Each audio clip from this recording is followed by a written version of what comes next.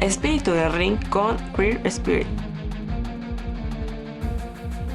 Bienvenidos al episodio número 20 de Espíritu del Ring. Yo soy Queer Spirit y esta semana yo quería hablar de actualidad. La vida no me lo permitió. He estado bastante cansado, ni siquiera me he podido actualizar en ciertos eventos que quiero y necesito ver para poder hacer un capítulo de actualidad. Espero poder traer ese episodio la semana que viene. ¿No? Nos toca hablar de Guerra de Titanes, nos toca hablar del Día de Muertos y de lo que ha ido cambiando en estas últimas semanas en el Consejo Mundial de Lucha Libre. Dejando eso por fuera, hay que platicar de mi historia con la lucha libre. Un episodio que hice hace ya varias semanas. No recuerdo si es el 14 de esta secuencialidad.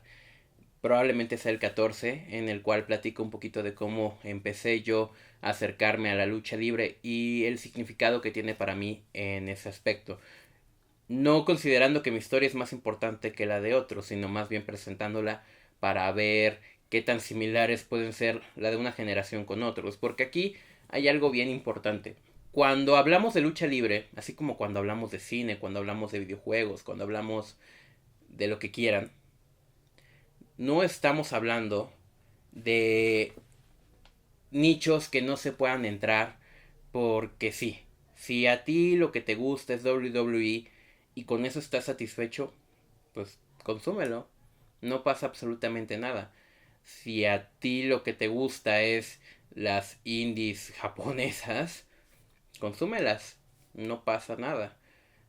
El asunto está en que creas que eres superior por consumir un tipo de producto que otro.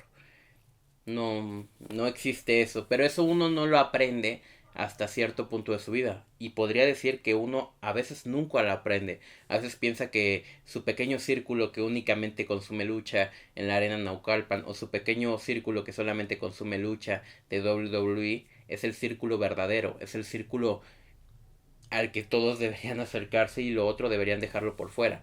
Y comienzan a ser despectivos con el consumo de la lucha libre, extrapolando las cosas, diciendo, por ejemplo, es que en WWE es una telenovela, no se pegan de verdad, mucho choro, mucho bla bla bla, poco lucha libre.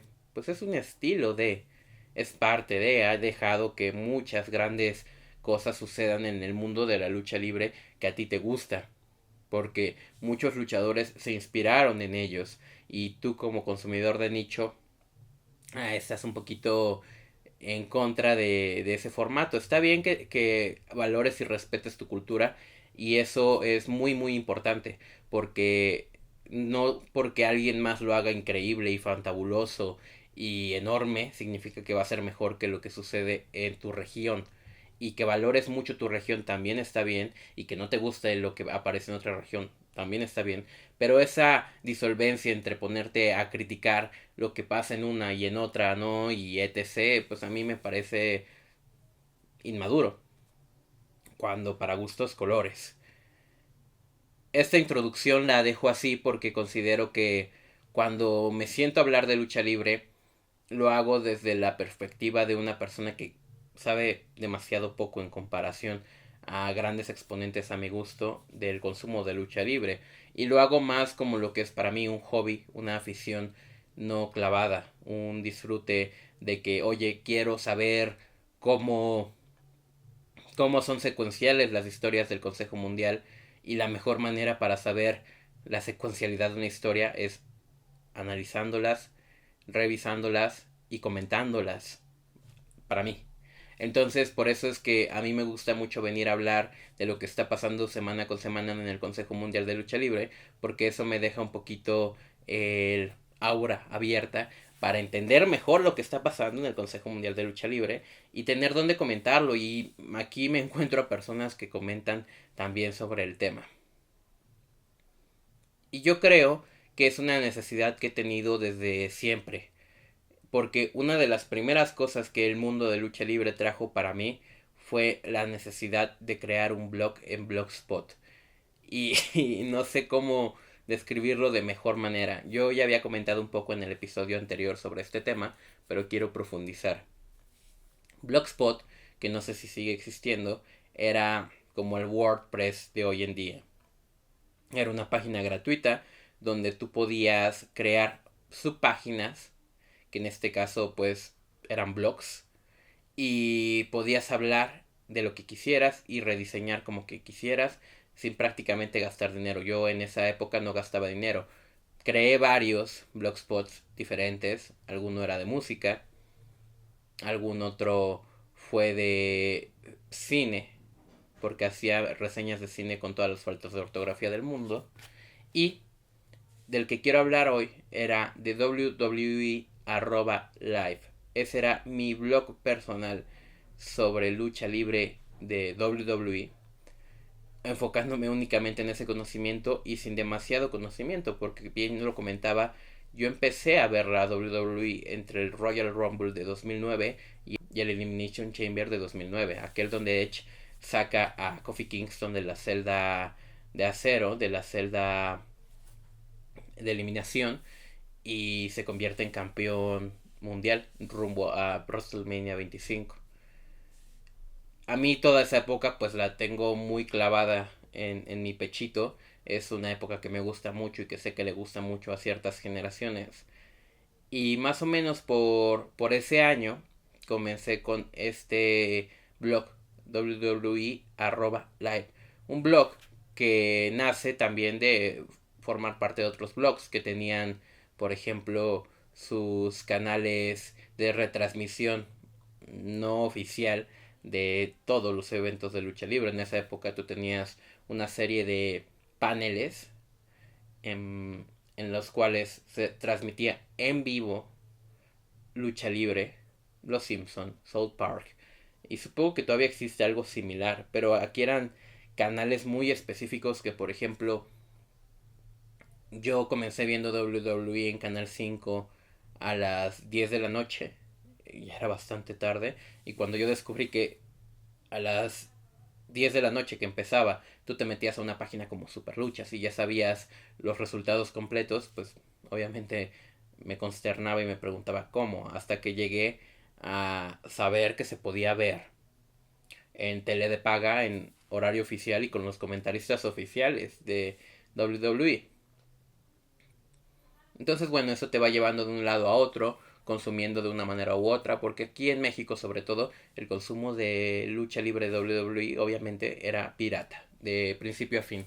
Sí veías Canal 5 o Canal 7, pero los pagos por evento, el pasado, verlo en vivo, eso era algo que solamente podías hacer pirateando o teniendo el mejor sistema de tele de paga de la época, que, por ejemplo, mi familia no se podía permitir.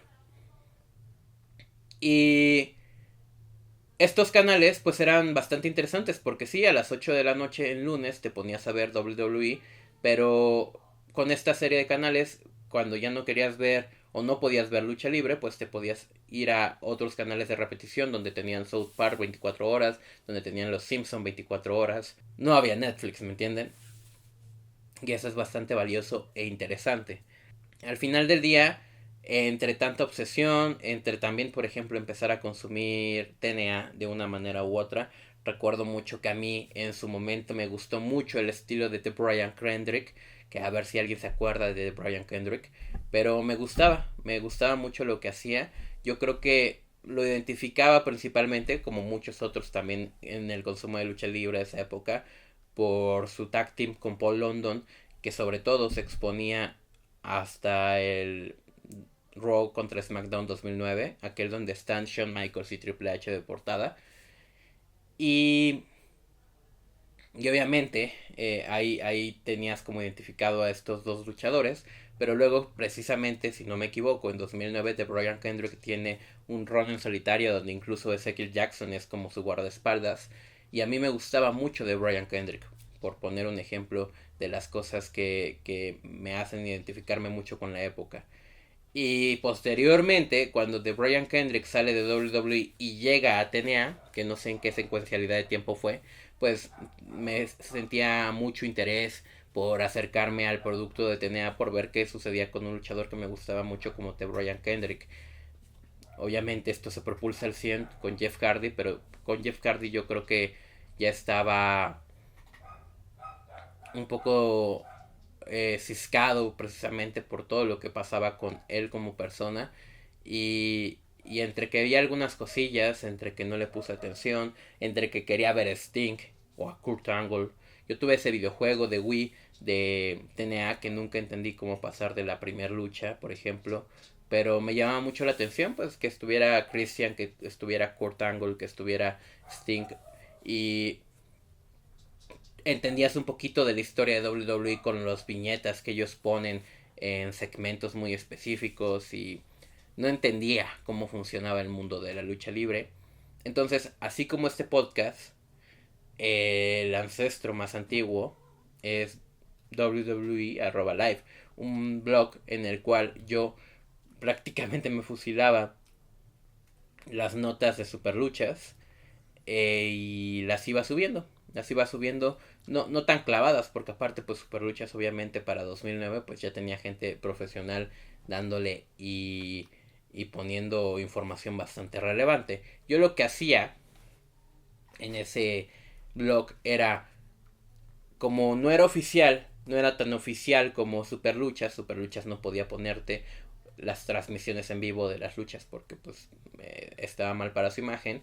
Yo lo que ofrecía era estos canales de retransmisión de lucha que tampoco es como que fueran tan complejos de armar. Yo no armé el mío personal, aunque yo tenía uno personalizado, sino que me lo armó un tercero que conocí en esa época porque pues hacían había un mundillo en los blogs donde tú te ponías a chatear con gente que ni veías ni conocías en esas mismas pantallas de retransmisión y así como conocí a esas personas me hice amigo de esas personas, pues era con las que te encontrabas todos los días en esos chats.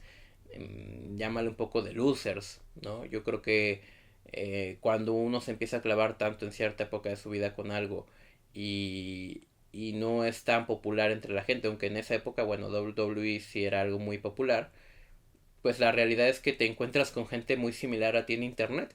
Y eso fue lo que hice. Conocí a mucha gente por el estilo en internet que hoy no lo haría. Hoy me daría miedo hacerlo, pero que en aquella época pues se volvieron mis amigos.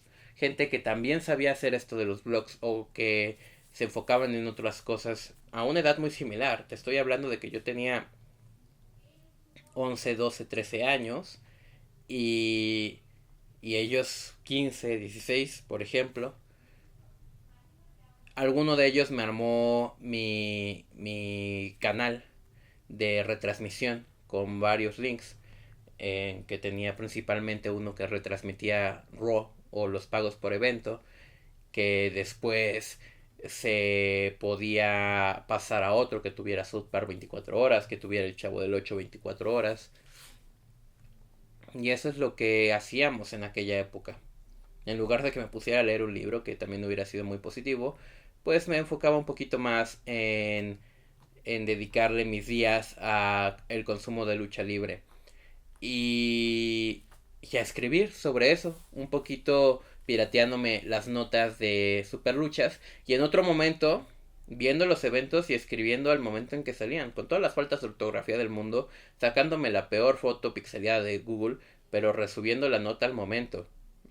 Y tenía alcance por alguna razón. En aquella época era muy fácil tener alcance en internet. No es como que haya tenido muchos followers, porque en esa época no era sobre followers, era sobre tantas personas vieron tu publicación. Y puedo decir que algo me motivaba a seguirlo haciendo día a día, porque cero vistas no había. Así fue como fui conociendo a todos los luchadores de la época, profundizando en su historia para entender mejor lo que estaba haciendo, a pesar de que como niño y con la inmadurez que tenía realmente no podía hacer un servicio demasiado profesional en ese aspecto. Y, y yo le ponía bastantes ganas a este esfuerzo, muchas más ganas que a otras cosas hoy en mi vida adulta. Me acuerdo que cada mes rediseñaba el blog dependiendo el pago por evento. En aquella época era muy fácil sacar imágenes en PNG de diversas páginas. Entonces, entre una acumulación de imágenes PNG de luchadores, de escaleras, de títulos, de logos, y fondos muy específicos, pues yo iba haciendo mes con mes mis diversos perfiles, ¿no?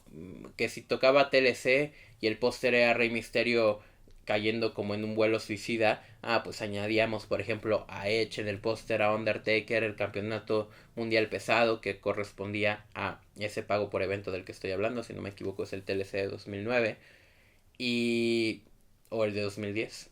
Uh-huh.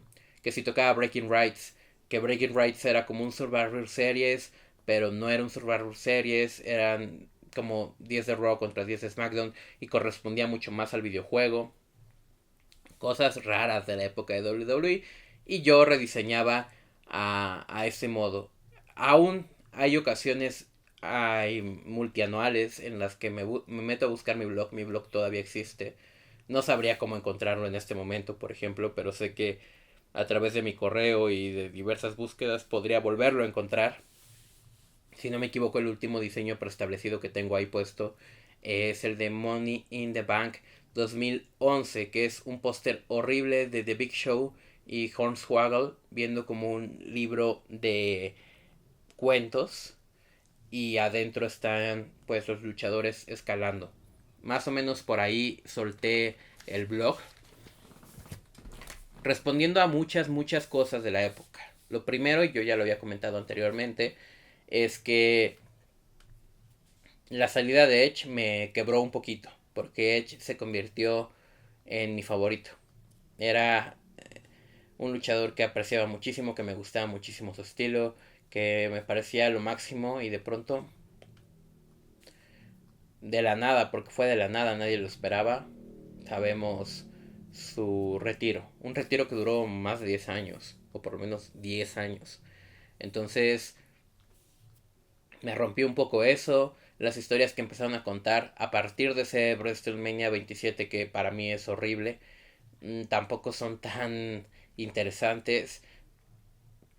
Y estoy hilando un poco sin haber revisado específicamente lo que sigue, pero yo quiero pensar que el Money in the Bank de 2011 fue un asco.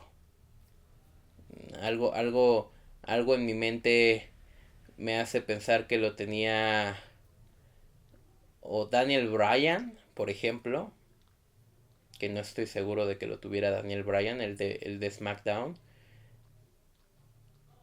o lo tenía alguien super random que no, no sé, no aportaba demasiado a la parte del Money in the Bank. No sé si por ahí ya me estoy yendo a Randy Orton, por ejemplo. Yo sé que Randy Orton no es random, pero es muy random que Randy Orton tenga un Money in the Bank, pero no era Randy Orton porque él fue en 2014, 13, ¿no? Alberto Del Río, pon tú. Por ahí uno de esos nombres tuvo un Money in the Bank que era rarísimo y realmente las historias no estaban fluyendo. A mí ese cambio de Cristian a Rudo, que yo sé que Cristian es un rodazo, tampoco me cuadraba. Randy Orton de técnico, como que nada encajaba para mí y solté WWE en esa época, en 2011. Dejo de publicar en el blog, dejo de verlo constantemente y me concentro en otras cosas en mi vida. Y es como ya lo he comentado en otras ocasiones, hasta 2014 que regreso a WWE, precisamente días antes o semanas antes de SummerSlam 2014, que es donde Brock Lesnar destruye a John Cena, pero a mí lo que me hizo clavarme fue encontrarme la rivalidad de Seth Rollins y Dean Ambrose unos días antes en la televisión de una casa que fui a visitar.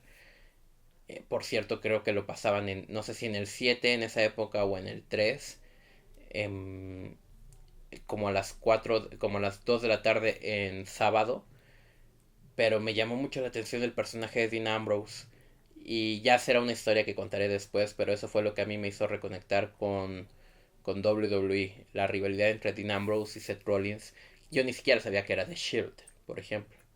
Y para mí es una de esas rivalidades que a lo mejor no tiene grandes luchas, pero para mí Era divertido, emocionante y sobre todo Dean Ambrose, Jon Moxley se convirtió en uno de mis favoritos. Regresando un poquito a los años mozos en los que empecé a ver lucha libre, pues sí, cabe también señalar que mi consumo no se limitaba a lo que veía en Canal 5 y 7 al principio, sino que me regresé lo suficiente para ver Survivor Series de 2007.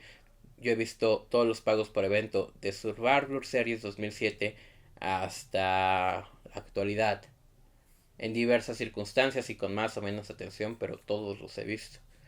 Y obviamente he visto pagos por eventos anteriores, pero no los he visto así en secuencialidad. Ahorita estoy intentando hacerlo con el año 2000 en WWE, pero me está costando bastante, porque aparte me estoy echando todos los shows en vivo, SmackDown y Raw que había en la época. Entonces es como un conjunto de cosas bien raras.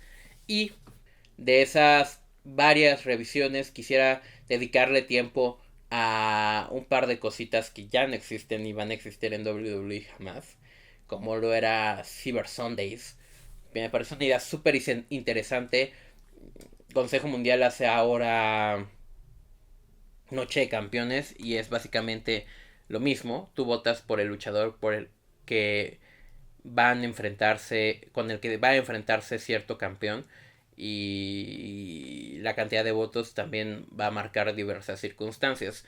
Siento que en el caso de Consejo Mundial está muy tendido y muy obvio en muchas ocasiones, y en otras es muy random, como el que tuvimos este año, que fue una lucha por el campeonato ligero en el evento estelar, porque fue la que recibió más votos por alguna razón, habiendo tantos luchadores populares ahí. No digo que esté mal, solo digo que está raro. Y Futuro pierde su campeonato ligero ante Metálico, Rayo Metálico. Y no hemos vuelto a saber nada de Rayo Metálico desde entonces. La lucha fue un poco botcheada. No entendí el cambio titular.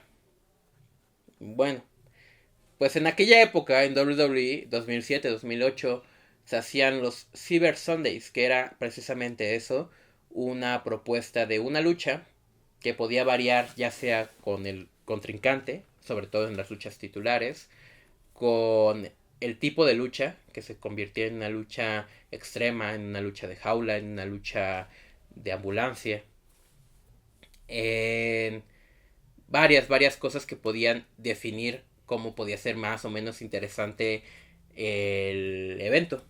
Creo que Cyber Sundays es uno de esos pagos por evento que me encantaría ver hoy en el mundo digital, porque y creo que funcionaría muy bien en NXT, sobre todo. Creo que esa posibilidad de que el público elija a quién enfrentará tu luchador favorito, o si su luchador favorito puede llegar, puede marcar muy bien realmente el apoyo del público hacia cierto sector. Obviamente todos sabemos que si ponemos a CM Punk, Damian Priest y Dominic Mysterio en la terna para enfrentarse a Gunther, el ganador va a ser CM Punk por parte del público. Pero si se sabe balancear y se sabe realizar de la manera adecuada, creo que es un experimento bastante interesante. Cyber Sundays es una de esas cosas que recuerdo con mucho cariño. Otra cosa que recuerdo con mucho cariño de esa época es The Grand American Bash. Hoy tenemos The Grand American Bash en NXT, pero y lo tuvimos mucho antes de esta época de la que estoy hablando, pero en esa época hubo un The Grand American Bash muy específico que incluyó 3 luchas Gauntlet, por alguna razón que no puedo recordar en este momento. Y si no me equivoco eran por el campeonato mundial, por el campeonato de WWE, y quiero pensar que por el campeonato de ECW, porque por ahí andaba Matt Hardy involucrado en alguna. Y me pareció muy interesante el concepto. Era como un gauntlet, pero es muy parecido a lo que hacen en NXT con este formato de finales de año, donde hay 5 luchadores, van entrando uno por uno, y quien reciba más, quien vaya haciendo más pins va acumulando las victorias. Digo, muchos de estos tipos de luchas los recuperan en NXT, pero era muy interesante tenerlo en roster principal porque le dabas aire a los top card y a los mid card que podían empezarse a acercar a los top card. No sé, lo dejo por ahí. Creo que es el The Grand American Bash de 2008 el que específicamente hace eso. Yo sé que en NXT actualmente se hace de una u otra manera, pero varía mucho porque ahora hay una jaulilla por ahí y hay diversas circunstancias que lo hacen pues diferente en consistencia y sobre todo creo que son formatos que hacen que el roster principal pueda experimentar. No sé si es la mejor época de WWE, quizás lo estoy cagando al mencionar este tipo de circunstancias. El último que hay que mencionar y porque estaba interesante, aunque creo que estuvo mal ejecutado, Bragging Rights. Bragging Rights era este pago por evento que ya mencioné un poquito antes en este podcast, en el cual ponían a un equipo de Raw contra un equipo de SmackDown que después se convirtió en Survivor Series inspirándose en el de 2005 y haciendo un cagadero y rompiendo el concepto. Pero con Bragging Rights pues no era tan profundo como en Survivor Series porque en Survivor Series estás esperando un gran evento y en Bragging Rights no lo estás esperando, entonces que hay una lucha de 10 contra 10 pues no es tan castroso ni molesto, además de que con el ritmo de WWE pues andamos. Es una época en la que Kane era campeón mundial pesado y tenía una rivalidad con Undertaker y creo que por ahí bastante bien las cosas. Vuelvo, no es que haya sido el mejor concepto y no es algo que se pudiera recuperar, pero en aquella época le tuve bastante cariño al concepto de Bragging Rights. Sobre todo pues porque también era como un videojuego. El, el, el en sí era el Raw contra SmackDown, bueno, pues vamos a hacerlo un poquito en la vida real. También es la época en la que empiezan a hacer eventos especiales inspirados en tipos de luchas. Extreme Rules, Hell in a Cell, TLC. Y al principio estaban chidos. Y después se convirtieron en un asco. Eso sí se los puedo decir. Pero los del primer año en que se hizo todo eso creo que son bastante interesantes. Recuerdo mucho que en el primer Extreme Rules, puedo equivocarme, tuvimos un Chris Jericho contra Rey Mysterio y estaban peleándose el campeonato intercontinental. Puedo recordar a Undertaker como portada del Hell in a Cell 2010, si no me equivoco. Y a Rey Mysterio en ese TLC de 2010. Vuelvo, no sé si por ahí le estoy cajeteando. Yo creo que es el de 2010. Cuando tuvieron la lucha a 4 bandas contra Kane, Undertaker. No es cierto. Yo creo que era Edge, Kane, o Edge, Undertaker, Rey Mysterio y CM Punk. ¿Puede ser? Realmente una época bien condensada de cosas interesantes. Vuelvo, no son la peor época de la historia de WWE, eso sí lo puedo decir, pero me parece bastante interesante. A pesar de que originalmente funcionaron y por alguna razón funcionaron, ya después fueron pues todo un cagadero. Nunca olvidar el na de Nickelback para TLC, si no me equivoco, o para Royal Rumble 2011. Yo ya decía aquí en el episodio pasado sobre mi historia con la lucha libre que ese Royal Rumble es realmente para mí el principio del fin en esa época. 2011 es un año que realmente recuerdo con poco cariño y mucho tiene que ver que Alberto Del Río prácticamente de la nada se convirtiera en ganador del Royal Rumble. En retrospectiva, ese primer Royal Rumble de 40 hombres fue un fracaso por muchas cosas, pero sobre todo fue por su ganador. Teniendo más posibilidades, creo no equivocarme al decir que una de las principales sin problema era Chris Jericho y que Chris Jericho fuera el ganador y se fuera a enfrentar a Edge en WrestleMania, creo que hubiera sido lo correcto. Puede que Chris Jericho estuviera lesionado, no recuerdo bien qué hizo en el WrestleMania 27, pero creo que por ahí hubiera estado mucho mejor que un Alberto Del Río en la última lucha de Edge. Además de que venían del año pasado precisamente de enfrentarse en WrestleMania 26 y se podía sentir repetitivo y un cacho puede ser que sí, pero es el cierre de una historia mucho más larga que la vida. Y por ejemplo, hoy en AEW no se han vuelto a encontrar.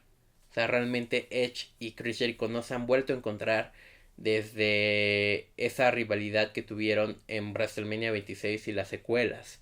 Entonces, creo que hubiera sido mucho mejor la oportunidad para Jericho, que aparte, si no me equivoco, nunca ganó un Rumble.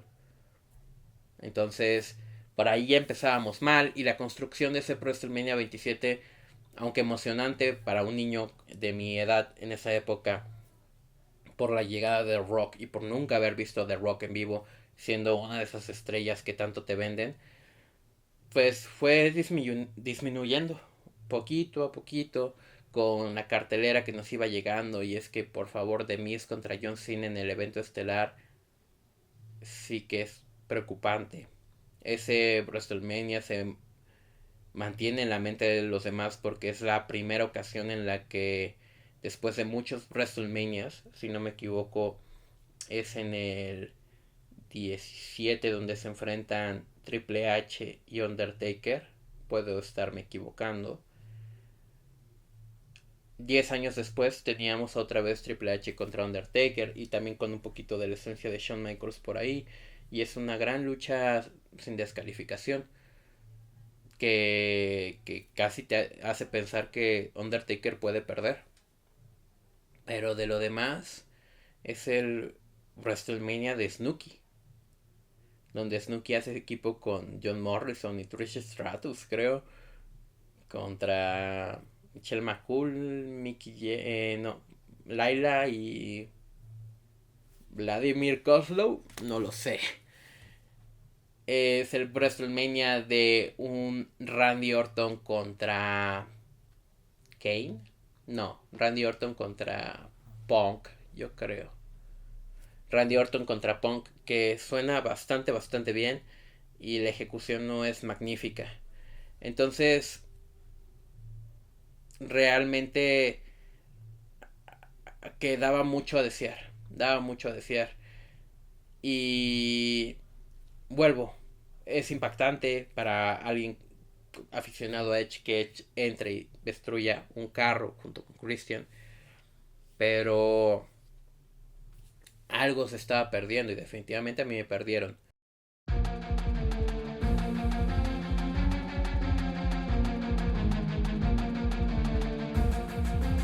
Y regresando de este video que se nos fue, pero pudieron seguir escuchando lo que decía. Pues sí, a mí la verdad es que el WrestleMania 27 me desconectó de este mundo. Y tengo poco más que mencionar sobre la época, pero lo que sí me queda muy conciso en mi cabeza es lo que ya había mencionado en la ocasión pasada, que era ese amor por Rey Mysterio. Rey Mysterio era realmente mi héroe, tenía mi póster, tenía mi figura y mis playeras. Tenía mucho aprecio por él como personaje. Lo que yo vi durante estos años de él fue un Rey Misterio que entraba en una rivalidad con JBL y le ganaba en menos de 30 segundos en WrestleMania con un, por cierto, atuendo icónico del Joker, que es uno de los mejores atuendos que ha presentado en WrestleMania a mi gusto, Rey Mysterio, el Joker de Heath Ledger. El año siguiente, si no me equivoco, sale de Avatar en el WrestleMania donde se enfrenta contra CM Punk. No me acuerdo si esa lucha ya es máscara contra cabellera, pero una rivalidad muy chida contra CM Punk. Por ahí esa rivalidad larga con Chris Jericho por el campeonato intercontinental. Chris Jericho será lo que sea hoy, pero hasta esa época hacía cosas increíbles. También un año antes había hecho su rivalidad con Shawn Michaels, que es espectacular.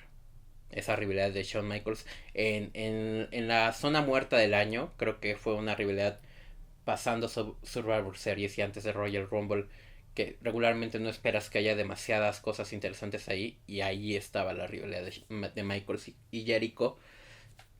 Y obviamente el regreso de DX, que DX ya era como muy mencionado, como muy icónico, y verlo con tus propios ojos realmente lo dejaba tendido.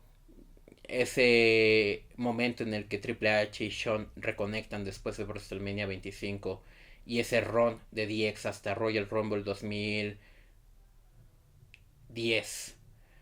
Es corto, ameno y muy, muy, muy cagado. Yo creo que es la última ocasión en la que tuvimos a DX tal cual y que valió mucho la pena verlo. Por poquito que fuera, yo sé que DX tiene mejores momentos y peores, como en el 2000, pero este en específico es un ron que a mí me gustó muchísimo y rivalizaban con Cody Rhodes y David Diassi, por ejemplo, que en esa época pues eran rookies técnicamente, o sea, no llevaban demasiado en el negocio y hacían cosas bien interesantes. Entonces, muy clavado con esa época de DX, muy feliz de recordarla. Ya a mí me cansó demasiado rápido John Cena para WrestleMania 26. Yo ya estaba cansado. Todavía en WrestleMania 25 con su entrada con los 1000 Cenas, que creo que a mucha gente no le gusta. A mí me gusta mucho esa entrada. Dale. Y por ejemplo, no sé, siento que me suelen gustar cosas que a otra gente no le gustan. Como recientemente en Bad Blood, Cody Rhodes salió con una banda como de la zona y ellos tocaron su pieza de entrada y a mí me gustó la propuesta. Yo escuché que muchos otros mencionaron que habían destruido la canción de Cody. Yo siento que estuvo lindo y estuvo interesante. No todos los días tienes que salir con la misma rola y hay momentos especiales y estar en tu ciudad natal puede ser uno de esos momentos especiales. No lo sé. La verdad es que el mundo de la lucha libre es muy muy profundo y a veces hay matices y detalles que solamente con la cantidad de años apreciando puedes acercarte a. Pero bueno, este ha sido el episodio número 2 de esta mi historia con la lucha libre. Hoy quise profundizar en cómo me enfocaba yo en entender la lucha libre en esa época y no sé si todavía hay tiempo para hablar de otros detalles mm, muy específicos. Ya he hablado de cuando fui a mi primera función de lucha libre, ya he hablado de cómo veía las funciones en aquella época, de las rivalidades que me marcaron, de los eventos que me marcaron, los conceptos, el blog.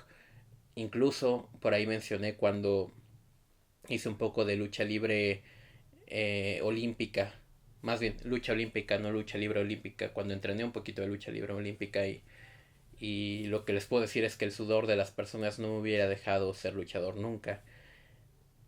Creo que esta etapa ya está revisada y a menos de que se me ocurra algo más para la tercera parte de este subproducto de Espíritu del Ring, creo que aquí estamos llegando al máximo que puedo dar de esa época y creo que ahora sí tocará hablar de 2014 para adelante y qué pasó con lo que está por de medio porque hay un 100 Pong contra John Cena en Money in the Bank.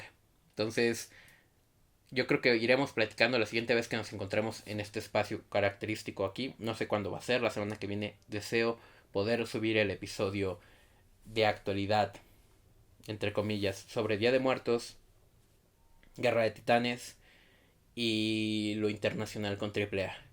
Y ahí vamos viendo qué sigue, porque yo creo que después de eso sí que le podemos dedicar otro episodio de actualidad a la vida y después uno de descanso y ya saben cómo va a estar estos meses para mí. Sin más, muchas gracias por ver el episodio. Gracias, gracias. Chao. Espíritu del Ring con Queer Spirit.